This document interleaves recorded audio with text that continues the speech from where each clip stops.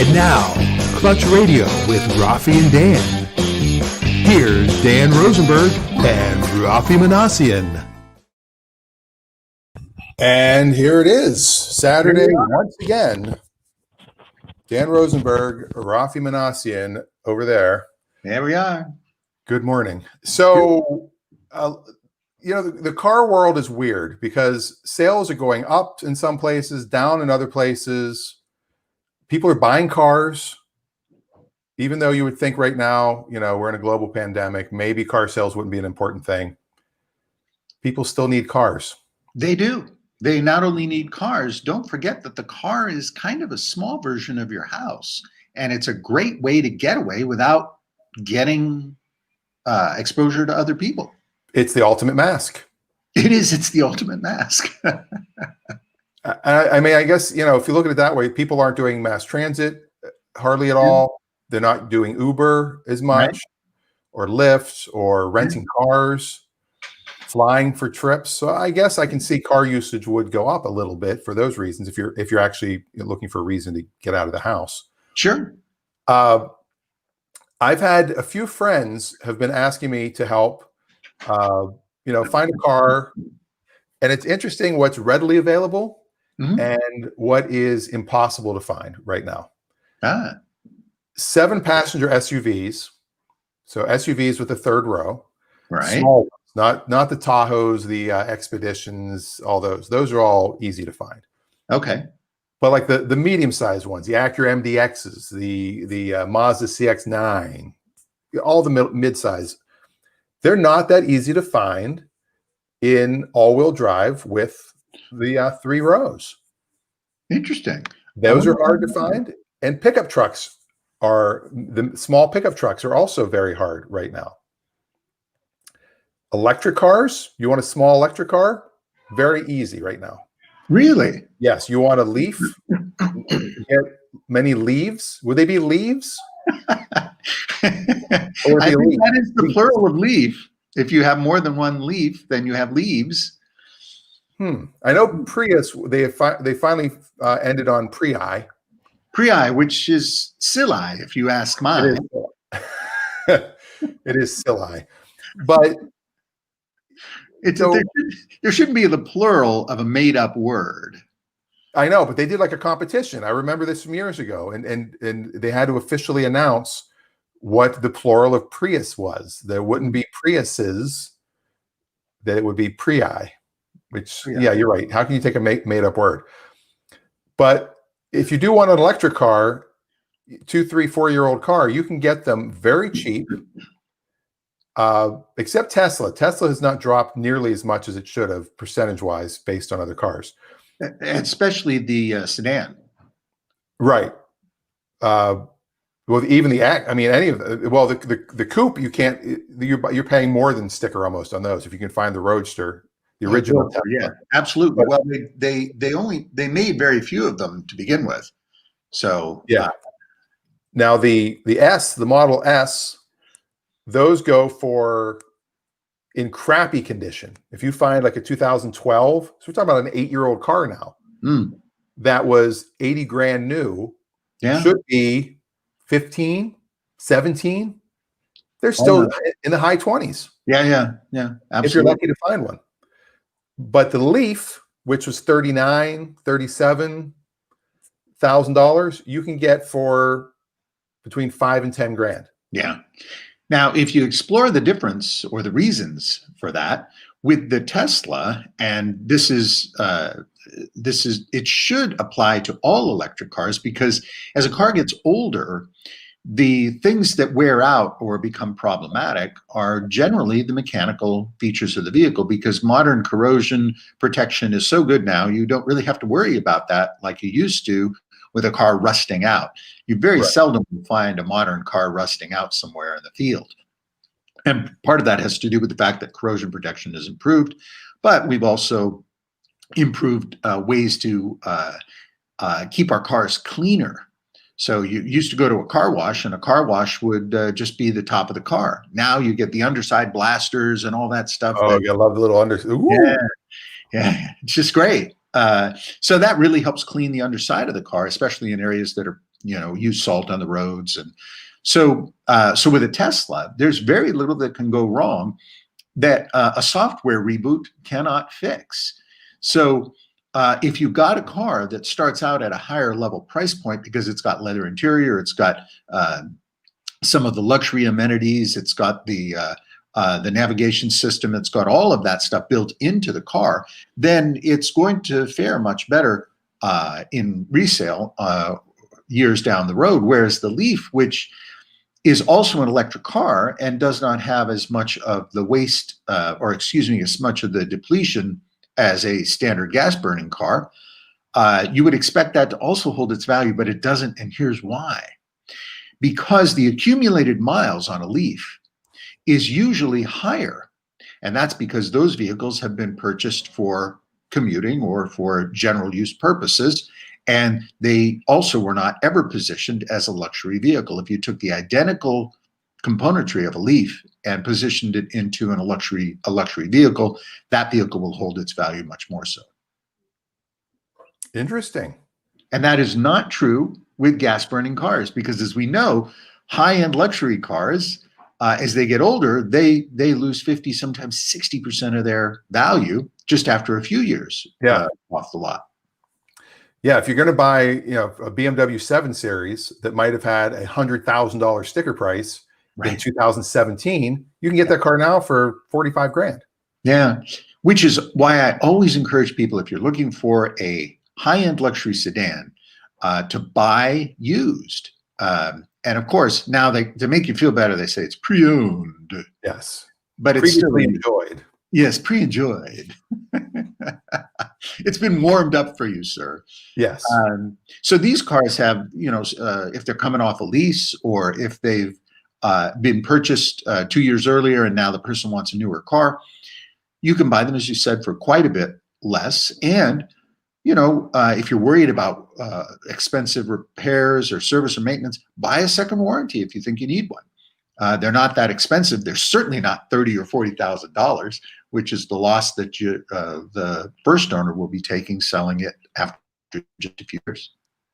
Yeah, and the other issue too is if you really want the brand new car smell, then lease it, because the payment on a lease will be pretty close to the payment on a 3-year-old used car. Right. And as everybody knows, leased cars hold new car smell longer. They do. If you want a brand new one, that's why you lease the brand new car. If you want. Yes. And new car smell, when they sell you new car smell fragrance, it doesn't smell the same as the real new car smell. It's close, but it's not real new car smell. Yeah, and that new car smell, that's off gassing. Do you really want to be smelling that? That might not be healthy. I don't know. A good off gas now and then. It's good for the system. Yes, as long as you excuse yourself. Now, I know of people that would just buy like really good leather and put like pieces of leather in their old car and make their car smell better. Because it is kind of, in a new car, it's kind of the leather also, not just the plastics that are giving you that new car smell. And the carpet. Yeah, absolutely. Yeah. Well, and it's the combination of all those materials that come together and create that smell. And it's also, people wonder, what is the attraction to it? Well, for all intents and purposes, you're inside it. That's the attraction. Leather doesn't smell like leather if you're just outside and holding up a piece of leather. Because you're inside the car. It's enclosed and there's no way to escape it. It's there, especially in a warm day. It's heating up. It's cooking out. So you get inside, you're gonna certainly smell that. Yeah, and I think that when it comes to finding the car you're looking for, so like some people just don't care. Some people are like, yeah, cloth, leather, I don't care. Sunroof, I don't care. If you're really going to do a good job of searching for your car or use an outside server, there are services that do this. Be very specific in what you're looking for. It helps you narrow down immediately what you really want. Because some people are just like, well, I need a truck. All right. Are you towing? Do you need an F-250 or F-150, an F-350? Do you need a dually? Do you need diesel? Do you need gas? Do you want leather seats? Do you want a sunroof? I mean, there's so many options, even with a truck. Sure. And the dealerships, no offense, but they'll they'll confuse you. Mm. And I've had many times where when I was in the dealership world, which has been 15, 20 years ago, where people would come back a week later complaining that the car didn't have something they thought it had. They're like, oh, I could have sworn I had power windows. That's not really a thing now. I'm just going to make that as an example. But they come back, they go, where are the power windows? I could have sworn this had, well, no, we test drove one with power windows. We also test drove one without. And you were worried about payment. And then I said, well, if we go the cheaper one, that's the one. And they're like, but you didn't say I was not getting my power windows or whatever the option is. And then they get mad at me. Poor sales guy who just did what they wanted and got them the payment they wanted. Now, yeah, there are salespeople that would do a bait and switch and say, oh, you want your payment to $380 a month? Perfect. And they just put them in a different vehicle. Yeah. I've heard of people coming back because the color wasn't the same. Oh. They're like, this isn't the same blue that I test drove. Well, you test drove at night. It looks a little different. So this is why, in my opinion, the new norm, and I think even after the pandemic, the idea of buying online, test driving, maybe, and having a car delivered is going to change things because people are doing more research up front than ever before. Well, that's a good point. Research for a car without driving it's still not going to do the trick. One of the things that will eventually happen with driverless vehicles or self-driving vehicles is driving the car won't matter. So the only thing that will remain is how the car looks and feels to you as part of your ownership experience, if a vehicle at that point is part of your ownership experience. With driverless vehicles, it's more likely that the vehicle will be part of a combined consortium of car insurance company, car company, and some Alphabet or Google conglomerate that will sell you the product, much like the cell phone is sold to you these days, with just a monthly payment for the use case associated. Yeah. And miles will just be one of those types of things. In fact, miles driven on a driverless vehicle that's electric will be the equivalent of minutes on the phone. Remember when you had to pay for minutes? Yeah. I got the extended plan. I get these extra minutes. So eventually it isn't going to matter what the miles are accumulated on your vehicle, because that will just be like the number of minutes or text messages or whatever that used to be calibrated on cell phones, but now it's completely gone. And that will probably invade the automotive world within our lifetime. I think showrooms will just be like sofas, and you'll just figure out which sofa you want in your car. Yeah, there you go. More comfortable. Oh, I like this. No, let's try this one. Yeah, Corinthian leather. Let's try that one. You'll be more inclined to purchase the entertainment, navigation, and social budget or social package.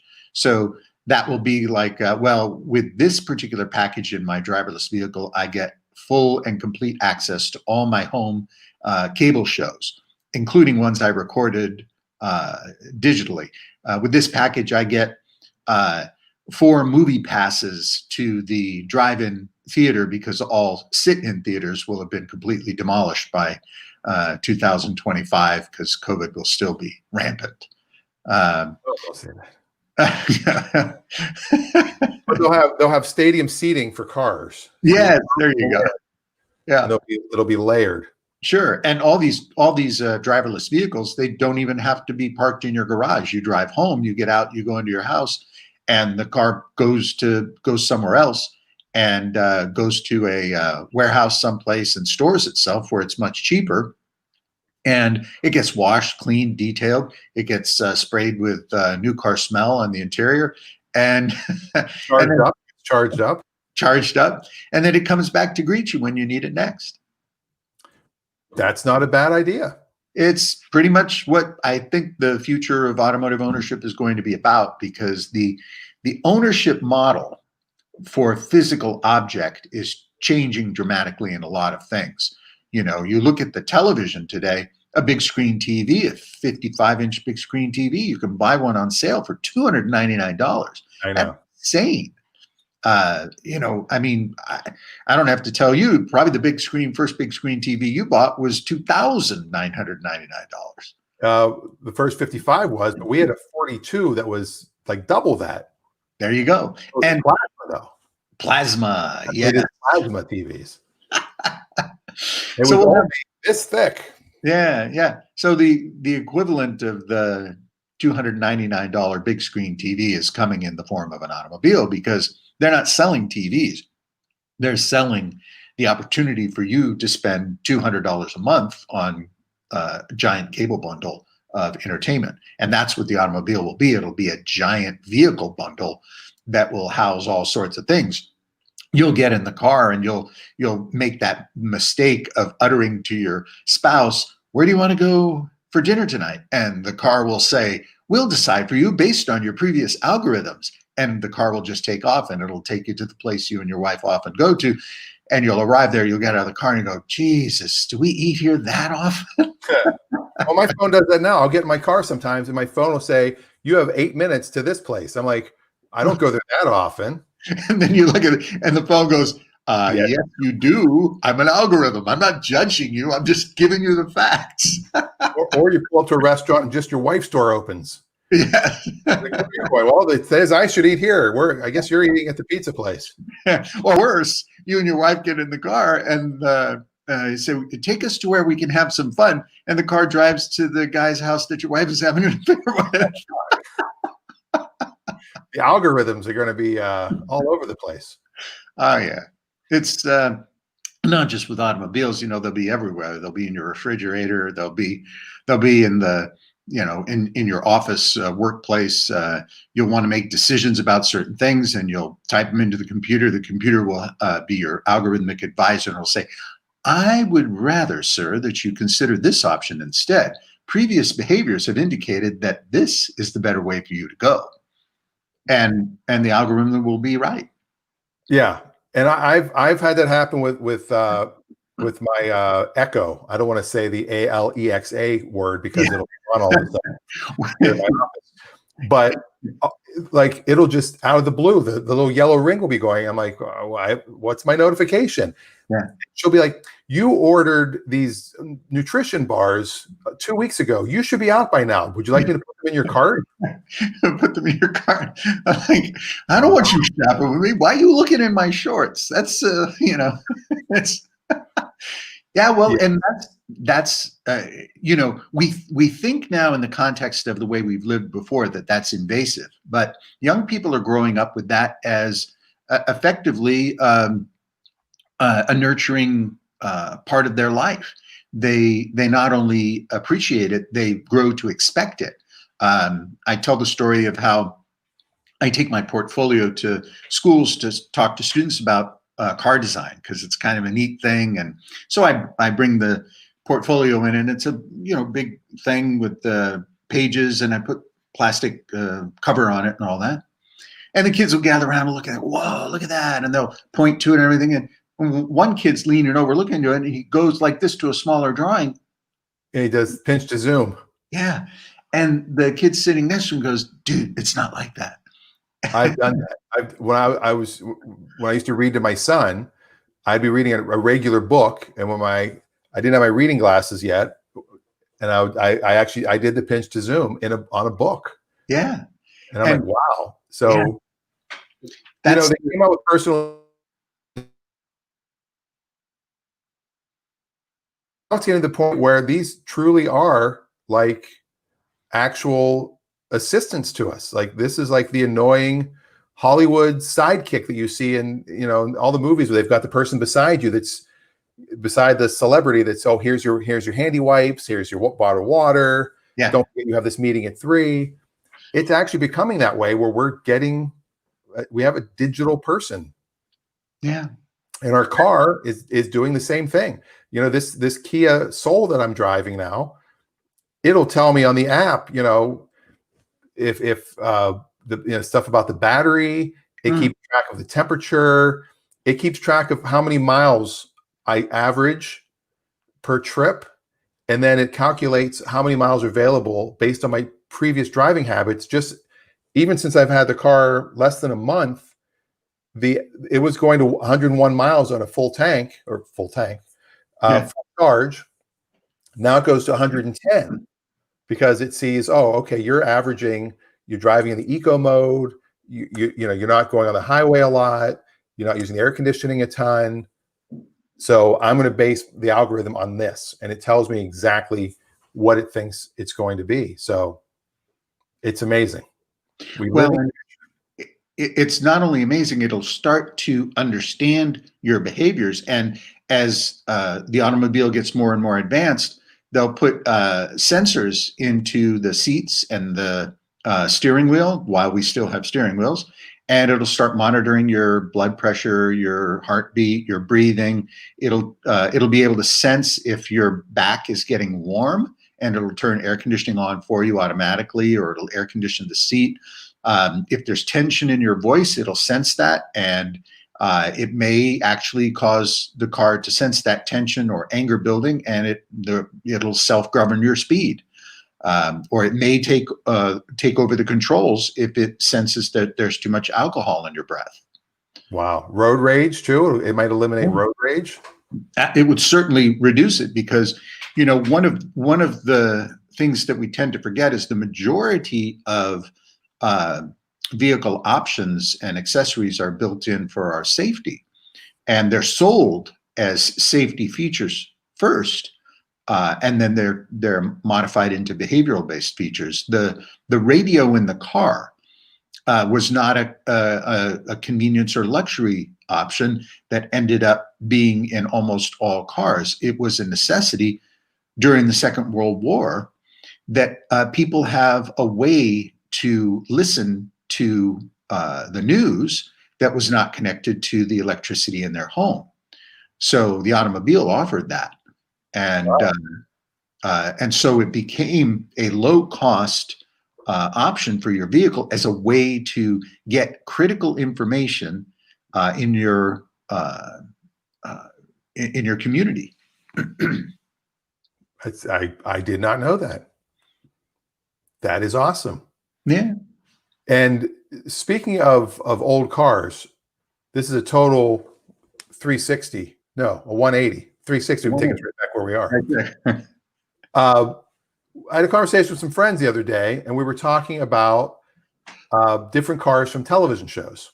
Oh yeah. And how there are famous cars. Yep. The General Lee, it has been in the news a lot lately because had a big Confederate flag on the roof. Yep. And I've seen them recreate that car a couple of times on some different shows. I think on Counting Cars, they did it on the History Channel with Danny the Count.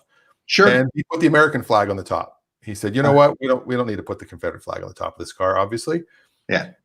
But there's different cars, and we brought up the Monkey Mobile. Sure. And I mistakenly assumed it was a George Barris creation because he did the Batmobile. I believe he did the Munsters car as well. The Munster coach. I believe it's correct. Yeah. But when I mentioned the Monkey Mobile to you, you immediately said, "Oh, designed by," what was his name? Dean Jeffries.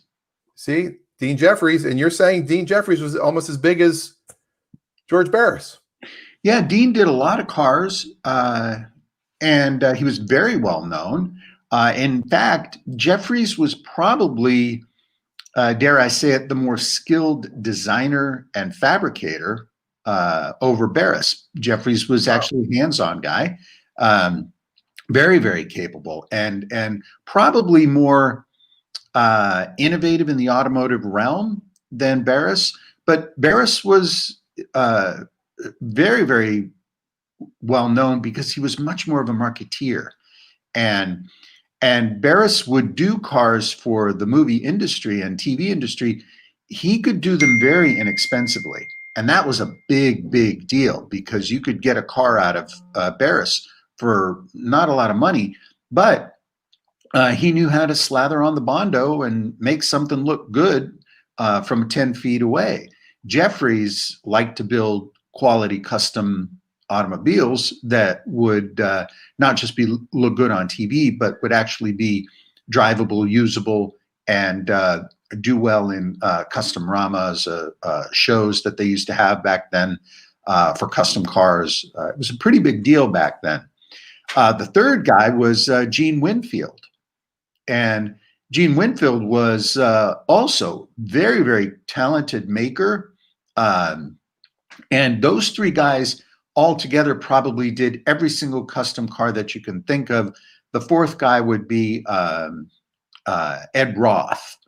And I put them in that order for sort of cultural significance in the TV and movie realm. And if there are others out there, listeners who want to toss another one in there, I'm more than happy to talk about it, because it's an area of cars that I really enjoy quite a bit. Having been a kid interested in automobiles from a young age, I would buy the model kits, and Ed Roth had a bunch of model kits. Big Daddy, they call him, Big Daddy Roth. Wow. And then there's a whole host of other customizers that get a lot of credibility or get a lot of contemporary interest, including Von Dutch, who was most well known for pinstriping and custom paint applications, engraving as well. But those three guys, Barris, Winfield, and Jeffries, those guys pretty much did every TV movie car from the heyday of the 60s and into the early 70s. Well, I just pulled up his Wikipedia page. So he did the Black Beauty from the Green Hornet. Mm-hmm. He did the Monkeys Mobile. Mm-hmm. And he did Logan's Run, the TV series. He did the various futuristic hover cars. Yeah, yeah. He's also a very well-known stuntman. Yeah, and a lot of these guys, they got into the car business because they were around the movie world and they were familiar with it. So they could see, well, this is great. It's like the guys that used to do the Westerns. They'd supply the horses for the Westerns. Well, almost all the people who'd supply the horses were stunt people. Or they'd be more than just the horse supplier. They'd be the wrangler, the guy that helps with, getting everybody outfitted and making sure things are safe and all that. But do you remember the TV show Bewitched? Yeah. So there was a car featured on there called the Reactor. I don't remember. Yeah, if you pull it up, you'll see there's a famous photo of the Reactor with William Shatner sitting next to it in his Star Trek gear. And the Reactor was the subject of Darren's automotive fascination in one of the episodes. But that was a Gene Winfield custom. And a lot of people see that and think it's a Barris car and drives Winfield crazy, who's still alive, by the way. Gene Winfield is still alive, sharp as a tack. I think Gene is 90 years old, maybe 91 now. Yeah, there's the car. Wow. And it had this tilt canopy. It had, and it was a very sophisticated car, very well engineered. Winfield knew what he was doing. So I'm guessing they're on the Paramount lot, and Shatner happened to be nearby and just decided to go sit on the car? Or did they use this in Star Trek somehow? No, I don't believe it was ever used in a Star Trek episode. But I think that's probably your description is probably an accurate one. That's usually how stuff like this happened. And, most contemporary male stars from the 60s had a fascination with custom cars. There's a very, very famous car from the 50s called the Didia. And it was reportedly built for Bobby Darin at the cost of $150,000 at a time when $150,000 would buy you hundreds of acres in Southern California. So it was quite a lot of money, and it was a pretty unusual car and a custom built car. But that became a very popular automobiles and movies and movie stars. It's a great combination. We see a lot of it. Now we've got a question from Tom in Cleveland, who's asking if I don't know if he's doing a if this is a trivia question or Okay. if it's actually asking us. Tom Cruise does his own driving stunts. Yes, Steve McQueen do his own stunts. that is true. He did do his own stunts? Yeah, absolutely. Steve McQueen was a fantastic driver. He was very skilled, very capable. Say again? I said he's definitely a good driver. He's an excellent driver. I was doing it. Excellent driver. Kmart sucks. Yeah. No, and McQueen owned several exotic cars, including a Jaguar XKSS, a Ferrari Lusso. He had a Cobra as well, and tons of motorcycles. He was a very, very skilled motorcycle rider for motocross back in the early days of motocross. So McQueen did a lot of his own driving, as did James Gardner from the Rockford Files, also a very skilled driver. Paul Newman is probably one of the most skilled drivers, because Newman has, for years, he raced competitively and did quite well as a competitive racer. There are other examples of people who are involved in automotive racing and well-known. Jay Leno is, of course, well-known for his automotive stuff. He's not a race car driver or stunt guy or anything by any means, but It's hard to fit the chin in some of those cars. yeah. And David Letterman, by the way, I believe Letterman still owns a chunk of an F1 racing team. Yeah, I believe so. And you are wearing Jay Leno's uniform today. Yes, I'm wearing his 1990s shirt on. Yeah, I got the Leno denim. Well, you know, if we're going old cars and we're going we're talking about some classics, obviously Jay Leno has a huge collection. I think it could be time for your favorite segment, where Raffi goes old school. So, so this week on Going Old School, we're going to do something really interesting. We're going to look at stuff that you don't think about getting, but can be an awful lot of fun. So these cars, sorry, what's that? I said like herpes? Sorry. Like herpes. So these are the cars that are called or referred to as professional series cars. So professional series cars are available at very low cost because most of them have been used quite a bit. Old limousines, old ambulances. Let's see if you can think of a few, Dan. Ambulances, old fire chief cars. A hearse? A hearse, absolutely. Vintage hearse. School bus?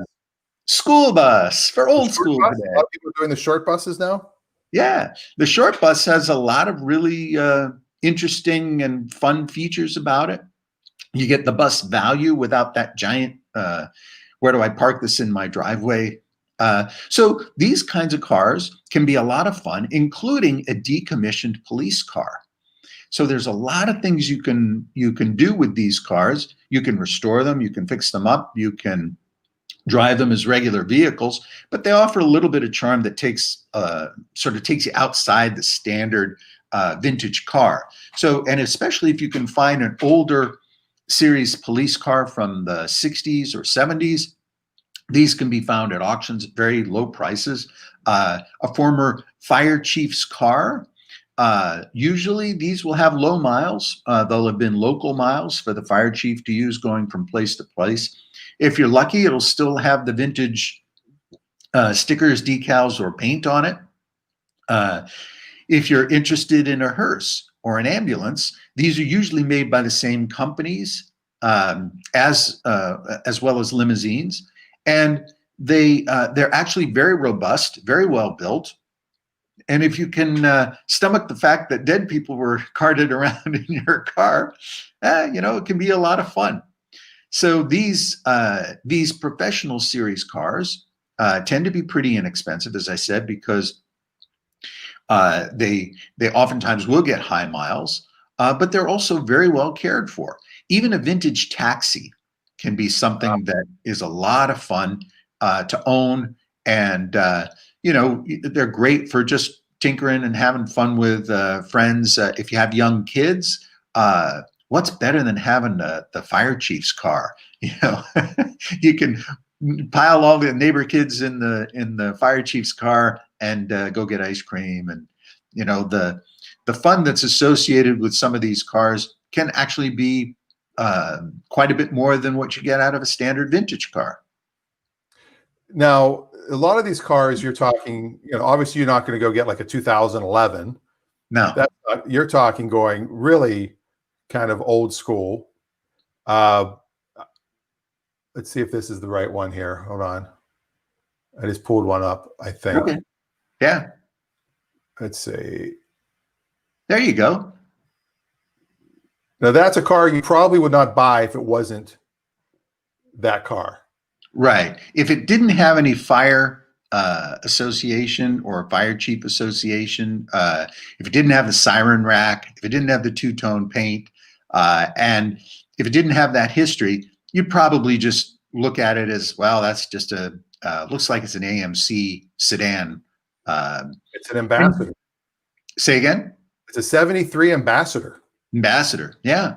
So you'd pretty much not be interested. And for the most part, a car like this, you're most likely to see it completely rusted out in a junkyard. But because it was the fire chief's car, they kept it in the fire station, and they kept it up. They kept it very nice cosmetically. And if it needed any restoration, it would be a light restoration. And plus, look at it. It's got a heck of a lot of charm. They're great for, going through the local 4th of July parade, having fun with the kids, like I said. And also, there's another one, vintage one. Some of these would have come with some equipment in the back. Even some of the old police cars. I had a buddy that had a vintage police car with the criminal cage separating the front and back seat and the lockout on the back doors so that they couldn't get out. And he'd take his kids to school in that, and it was painted black and white. And he'd get out of the car and open the door and the kids would come out. Their friends were like, "Whoa, the police brought you to school." So they're a lot of fun. Now, are there legalities involved at all? Like, do you have to decommission the siren, or do you have to do, is there anything so people don't think you're an official vehicle still? There are certain markings that that cannot remain on the vehicle. A lot of them on the newer type ones that get sold in to standard or regular use. They're required when they sell them. They have to remove the siren. They have to remove a lot of the equipment, and they cannot be painted in the current police livery. So if you buy a more current one, you do have to make some of those changes. But with a vintage one, look, there's no mistake in that for a fire car, or even if that was dressed up in black and white, you would not assume it to be a police vehicle. Yeah. And some of the future about postal service trucks. How about that for a? Yeah, postal service as well. I mean, there's some really, really good professional vehicles, and a postal service vehicle is a good one as well because they're fun. They're different. The old postal service Jeeps, restored now, are in really high demand, especially the ones from the 60s with the sliding side door. The other professional vehicles that you find that are still in high demand, an old Helms Bakery truck, an old milk truck. Remember when people used to deliver milk to the houses, milk trucks, and of course, you just pulled up the obvious ones are the military vehicles. Yeah. Military, ex-military. There you go. There's the postal That's truck. what I was trying to pull up. That's very, very desirable today, especially with the traditional U.S. mail livery. And this is something that a lot of people enjoy restoring and fixing up. It reminds them of the time when people actually used to sit around and wait for the mail truck and because exciting stuff came in the mail, like chia pets and ant farms. So, Oh no, the Bantam Jeep Fest has been canceled. see, that's just sad. Very Wherever sad. that is, but yeah. And this one, So $3,500. yeah, and again, you're not going to spend a lot of money on these vehicles, and but you're going to get a lot of bang for your buck in the end. And something like that, you spend $3,500 for a fun vehicle like that, and what's the worst that can happen? 3-4 years later, your kids get older, they start to feel embarrassed about you driving around with it. There's that age period where kids love to be in a car that's funky, and then they don't want to have anything to do with it when they get older. So then you sell it. You sell it for $3,500, and you had some fun with it. How There's about a this custom version. Yeah, so that's a little fun with this one. That's the equivalent to the Munster coach, the postal Munster coach. Yeah. So you see people get very clever and creative with how they interpret the reuse and repurposing of these vehicles.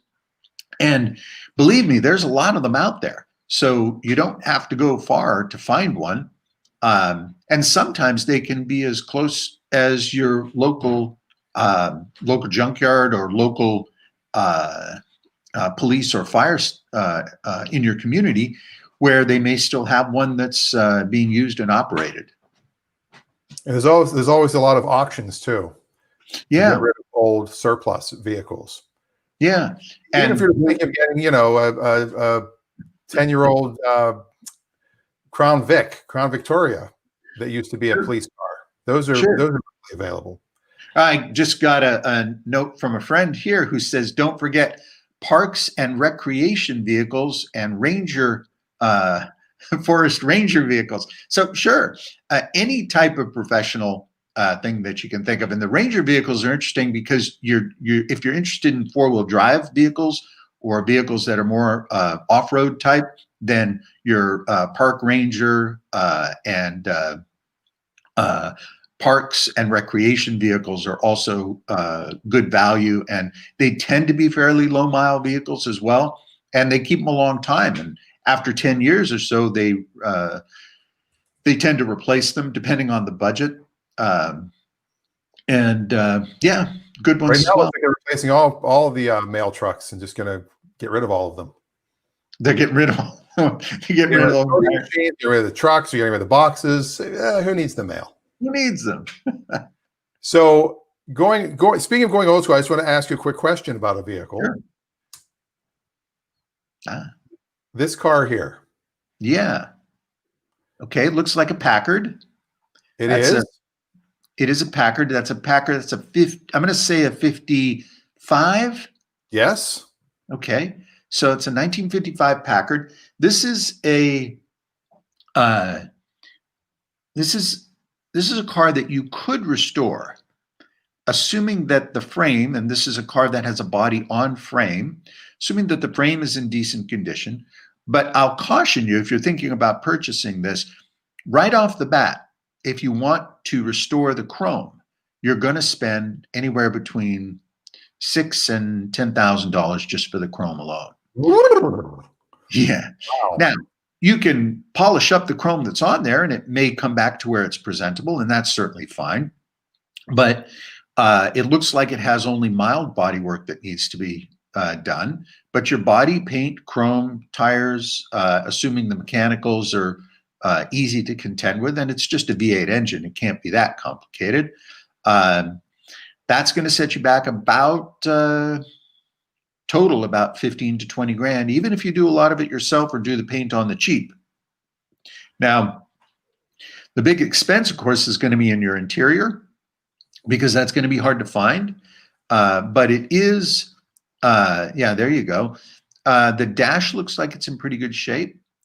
But you look at that floor, there's going to be some challenges there. Well, they've got the Decon rat bait sitting on the floor. See, now that's a pretty good sign that there's been a problem in there. So a lot of the insulation may have been eaten up. The foam in the seats may have been chewed on. There's a lot of work here in this car.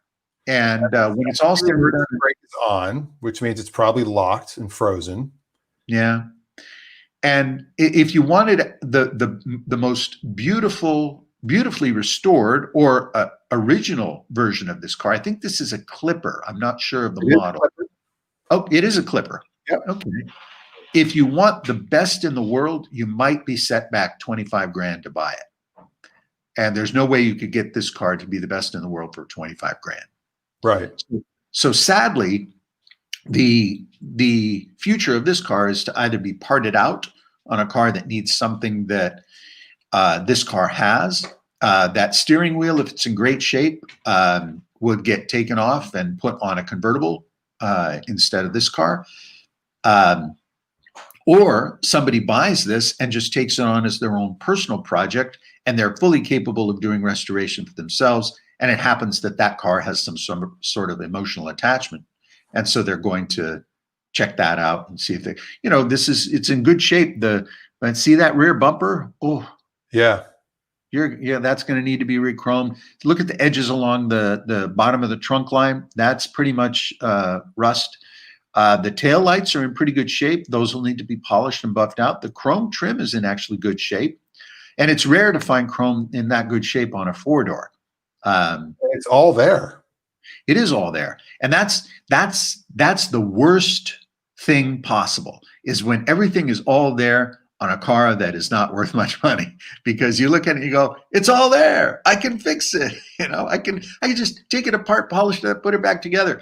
And while you certainly can do that, you're still going to be spending thousands of dollars on a car that, for all intents and purposes, if you went and looked for the best one in the world and you found it, you could buy it for 25 grand and be still ahead of the game. When I bought my 62 Chrysler and I called around to talk about paint jobs, it was the same thing. I talked to Aaron here on Bainbridge Island, and he said, yeah, you're looking at about 20 grand to do it right, and the car is worth 12 fully restored. Yeah. And what you do with cars like this is you take all the trim off, you get it down to where it's just as minimally trimmed as possible. You prep it as best you can yourself, and then you drive it over to Mako. That's what I did. And you get a $3,000 paint job, which is a very good quality paint job. They'll take care of some of the dents and dings and things like that. They'll do a good job masking it. And you'll end up with a very nice looking car. What's their asking price on this, Dan? Well, that's what's interesting. So they had one price and they just reposted it with a lower price. What would you guess? Well, let me read the description too. That probably will help. All right. The description is 1955 Packard Clipper custom project. Engine starts and runs, yet there's no picture of the engine. Car has been sitting for over 10 years and needs to be gone through before it's driven. All the glass is good and all the chrome parts and emblems are there. Nice restoration candidate, title in hand, needs to be towed. Obviously, because the tires are all flat.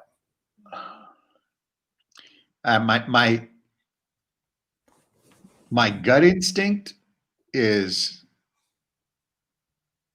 1,300 would be a big ask for it, but that's what I think. They were asking $1,500, and now it's at $975. Yeah, that's all it's worth, if it's worth that. Which is so sad. It's tragic. It's just absolutely tragic. There's going to be the day coming up where a car like this is going to be you haul it away free, because there is no value in it unless you have another comparable car and you need the parts from this one, because you can't find these parts in other places. So the glass is certainly worth something, but it's only worth something to somebody who has just broken the glass in their beautifully restored version of this car. So this car will probably sell for about $500 to $600 to a dreamer that wants to fix it up. Or they should take the car and spend a couple bucks on it and get it to where it's running, has decent tires and wheels, and the brakes are sorted out, and then try and sell it for $2,600, $2,800. See, that was my thought, was if you power wash this thing, got it running, put some tires on it, looks like it's missing some hubcaps. It looks like the rear one's there. It could be a $2,500 car. It could be. Now it runs and drives, But fully restoring it just doesn't seem like it would ever be worth it. No, and it's such a shame because cars like this are just going to vanish. This is a car that's going to wind up in the crusher, and this is true of a lot of cars. I mean, you can buy beautiful 30s era Packards, for example, that have been beautifully restored, and people can't get 20 grand for them. That's a shame. Now, imagine that there's this is a 1930s Packard and it's just sitting in the junkyard somewhere. Nobody's going to want it because you can't restore it for 20 grand, and you can buy one already for 20 grand done. So what happens to the one sitting there? It just has to be recycled. Yeah, and this one I like because it almost looks like a two-door. Yeah, it does. The door is really well hidden. It's very well hidden. In fact, that design is very well done. The two-tone color combination does a good job of hiding it. And in fact, a Clipper four-door from 1955, that's actually a rare car. You would spend a fair amount of time trying to find one that's in good shape. But rarity and desirability are not the same thing. Correct. So all right. So, and it's not a 1970, so it's not really high on my list of what I've been looking for. If you found a 1970 Packard, that would be even more rare. What was the last year of the Packard? 58, I believe, 57 or 58, when they partnered with Studebaker. They did the Packard Hawk, which was, I believe, 57. I think 58 was the last year. Wow. A great car company. They're just a phenomenal car company. They built some of the most beautiful automobiles in the world. Same with Studebaker, but they couldn't keep up. That's just so sad. Yeah, it's very sad. And same thing, with a lot of American cars. I was talking about this with a friend of mine who'd sent me an email, and he said, I found this beautiful 1947 fastback Chevrolet sedan with a 6-cylinder engine. He says it's all original. It's never been restored. It's in beautiful condition, second owner, and they want $26,000 for it. And he said, do you think this is a good car to buy, enjoy, and then maybe make a little money? I said, no. It's a beautiful car. There's no doubt about it. You can't deny that. But 12, 13 grand tops, and then you'd be lucky to get that money back after using it. So, yeah, I'm sure if this car starts, this Packard, it starts. They say engine starts and runs, but I'm sure there's brake issues, there's fuel line issues, there's electrical issues. There's all kinds of issues. Yeah, there's a lot. And you don't know what it smells like inside. I guarantee you, it doesn't smell like rich Corinthian leather. No. It's and probably they roll the windows down just to even take the pictures. Yeah, it's probably got some excrement smell. Maybe if you're lucky, it's just mildew. But the whole interior has to come out. And with moisture damage or rodent damage, you have to take the dashboard out, and all of the electrical has to come out because that stuff is soft and absorbs a lot of the odors. People redo interiors, put in new carpet, new interior, new everything, headliner and all that. They get back in the car and they go, holy cow, it still smells. That's because it's leaching out of the dashboard, and even if you replace the door panels. Yeah, and you can kind of see on the top of the dashboard here. Yeah. It's trashed. Yeah. Such a cool dashboard, though. Oh, very cool. Some of the most captivating interiors came out of the 50s and early 60s. Just super. And the detail level. That's why I tell people, if you ever decide you want to buy a 50s or 60s American car, they're phenomenal for the dollar value because they just have so much bling, but buy the best possible one you can find that someone else has either restored or kept really, really nice. Bring a Trailer last week, they had a 57 Chevy four-door hardtop. Great looking car in dusk rose metallic with the ivory roof. I don't think that car sold for more than $16,000, $17,000. Wow. If Yeah. 4-doors just don't keep the value as the same as 2-doors in the classics. Yeah, they just don't. They don't have that same vibe that the 2-door, the hierarchy is 4-door at the bottom, 2-door up above that, and then convertible. And then above convertible is roadster. Yeah. So, and the wagons are in there. The wagons are above 4-doors, right? Wagons have become more popular in 4-doors in recent years, especially the ones that even have the fake wood on the side. Those have become much more popular. I'd love to own that 55 wagon I saw you driving the other day. It's actually a 56. It's a 56? That's a 56. I Ah, thought 55, and then the plate says 56. And when we were talking, he said, how's the 56 Ford doing? I thought it was a 55. I thought it was a 55 as well. And they're very close. The pictures turned out well. I'll get some over to let you see them as well. But yeah, my wife is a realtor, and she was doing a mid-modern century house, and she had the idea of, what if we got a car from this era and parked it in the carport? Yeah. To bling up the house a little. Absolutely. And they parked it right in the carport. They had it sticking out a little bit because they were doing an aerial shot, and then found out that their real estate company doesn't allow cars to be in any of their house pictures. Oh. Now the MLS doesn't care, but their particular company does. Well, now why is that? Is that because they're...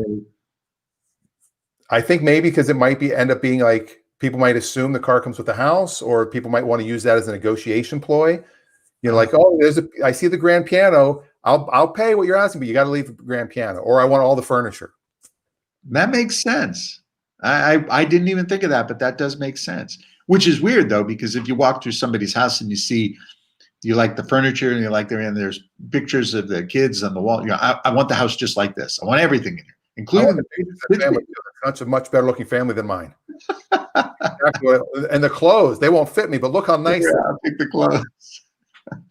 Well, how about we do gas prices, Dan? Let's do gas prices and get out of here, because that's what happened. How much is gas where you live? All right. Other than Mississippi, they're maintaining their thing on keeping the gas prices low.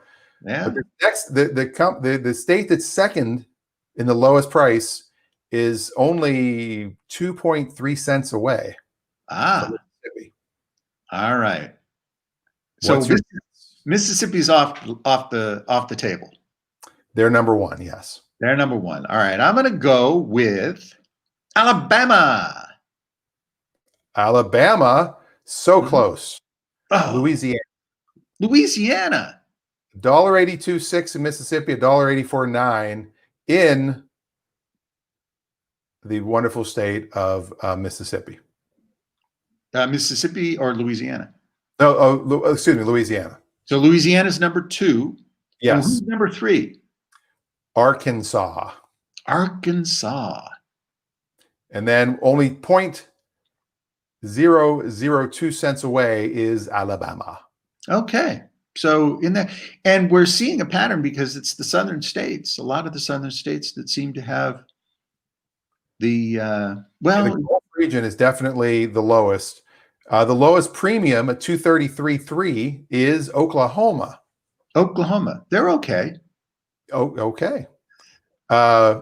Mississippi is actually fourth when it comes to premium, so they're selling a lot. People like their regular gas in Mississippi. Who's first with diesel on the lowest price? The lowest price for diesel is Missouri. Okay. As some people say. And where does Montana stand in all this? Montana stands, it's up in the middle of the country, sort of. Oh, as far as pricing? Montana's $2.24. Wow, it's up there. For regular and $2.22 for diesel. Yeah. So kind of in the middle of the pack, because the average in the country right now is $2.17.9. Here in Washington, we're at $2.80. Yeah, we're way up. We're encroaching a year ago average. $3.24 was the year ago. Yeah. The month ago, $2.78. So we're up over a month ago. Yeah, I just filled up $2.57, I think, or $2.58. What's crazy though, here in the Seattle area, the Seattle market in King County is $2.96. Here in Kitsap County, it is actually 16 cents cheaper. Yeah. Also, heading into Poulsbo, the tribal gas stations tend to be cheaper. I paid, like I said, $2.57, $2.58 for gas last. When was it? Man, it was a couple days ago. But what's also interesting is I wonder about these prices because, for example, I paid $2.50 something, but I used one of my credits on I think it was a Safeway, number. So my pump number was $2.22. Yeah, you get the 10 cents here, 20 cents here, 30 cents there. Yeah. So I wonder if those posted prices have become higher because there are perks per gallon perks that are still coming out for lots of people's use. Well, the secret to that is instead of going to the tribes, drive a few more miles up the road to the Safeway gas station. Yeah. Their price matches the tribe or is less. Yeah. Times, and you get the Safeway points. And you get the Safeway. That's also true. Yeah. So sometimes you save even more because sometimes they're competing with it. I haven't been to a gas station in a month. There you go. I don't do that because it puts me dangerously close to the Dairy Queen. So Dairy Queen. And I can't have that. And we'll end on that. So that's the end of today's show. If you have any questions during the week, you can email me directly, dan@danrosenberg.com, and we'll get your questions up here. For the Stump Raffi section, if you want to try to stump Raffi, which I thought I might do with that 55 Packard Clipper, but he knew exactly what it was. You can also send those to me.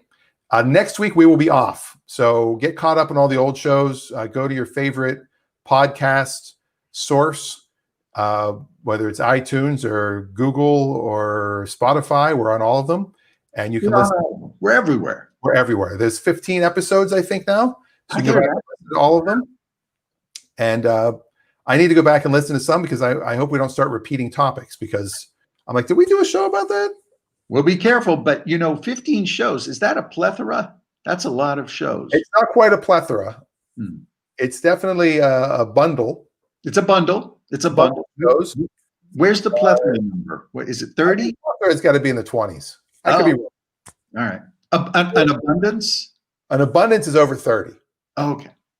Yeah, once you can go over half a year worth of shows, I think then you're in abundance. All right. So next week will be in abstentia. Abstentia. Is that the word? Yes. That's yes. So we're taking our summer hiatus. Actually, what we'll do is this will end season 2. Next, we'll start season 3 the day after my birthday. That's how we'll do that. Excellent. It's officially season 2 because we did season 1. What was that? 6 years ago on CBS Radio in Seattle. That's right. And we did 12 or 13 of those, and now we've got 15. So each 15 or so, we'll call that a season. Now, are we going to have a birthday episode? I think we'll do a birthday episode on the 29th. We could do that on the 29th, and we could also I'll do a little bit of research and find some birthdays on the 29th in automotive history. Well, my birthday is actually the 28th.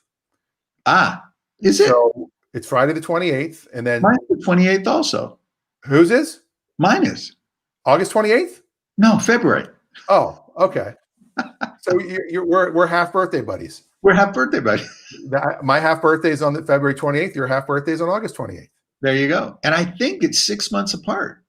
Yeah, exactly. That's what makes it a half a birthday. Thank you for that clarification. I always thought that your half birthday was whenever your brother's birthday was, because my brother's birthday is in February. And so my half birthday was always the same month as his birthday. I'm like, oh, half birthday just means it's your brother's birthday month. Oh, there you go. It's not how it works. So yeah, we will be off next week, but we will be back August 29th. We'll talk about cars that were built in August of 1970. There you go. That's what I've been trying to find for under $50,000. Under 50 grand. Under $3,000. Under $3 grand. Trying to find a bargain. All right. That's the show. You guys are awesome for watching and listening, and we'll see you next week. I'm Dan.